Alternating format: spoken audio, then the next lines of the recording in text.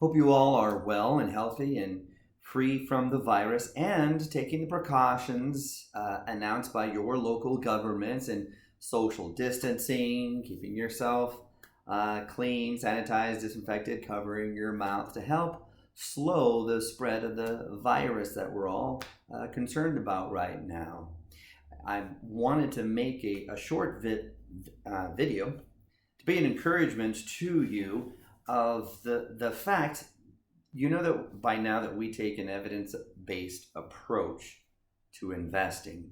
This is a season that is a short-term season, meaning the virus will pass. I believe we're reaching the expected peak and then it'll start going down. Here's the encouraging thing. As restless as you may be to get out and about, just think of the hundreds of millions of investors as well, just chomping at the bit to get out of the house, to get back to life, to get back to shopping without a line wrapped around the store, without hoarders and such, to get back to work. And with that, whenever the green light comes, in whatever form that is, I think even today in the markets we've seen some of this building optimism. We're ready to get back to life. And man, as soon as that happens, watch out. Market values will skyrocket. This is one of the main reasons why we stay put. And our approach to investing is to properly diversify.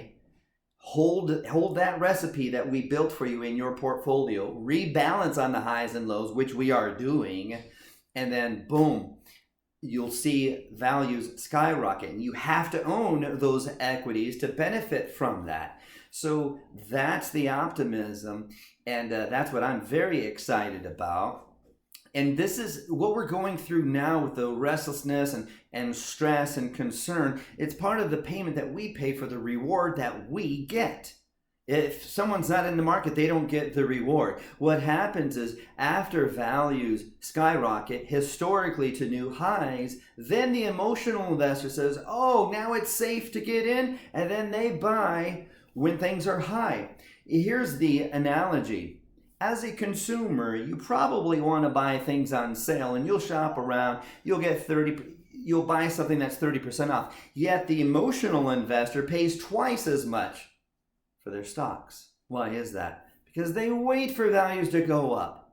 And they say, okay, now we can get in, and they pay too much. When markets hit new highs, we're already in, values are low, we're rebalancing, buying when things are down. So there's the optimism. Now, talks of a recession. Don't worry about a recession.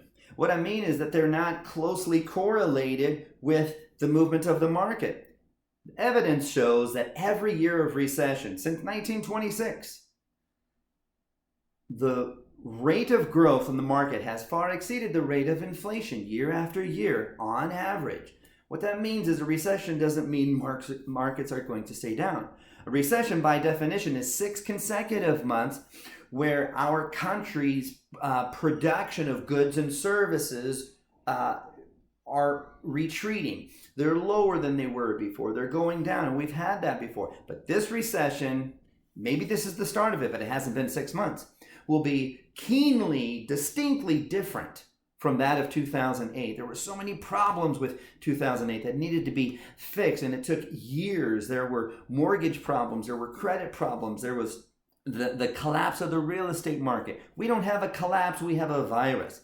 Now, yes, there are companies that are shifting and they're pivoting and they're doing what businesses should do to adapt to this season that we're in, and sometimes that involves some layoffs to stay in business, and they have to do that. We've seen restaurants, instead of welcoming you in, they do takeout and delivery. That's a good pivot.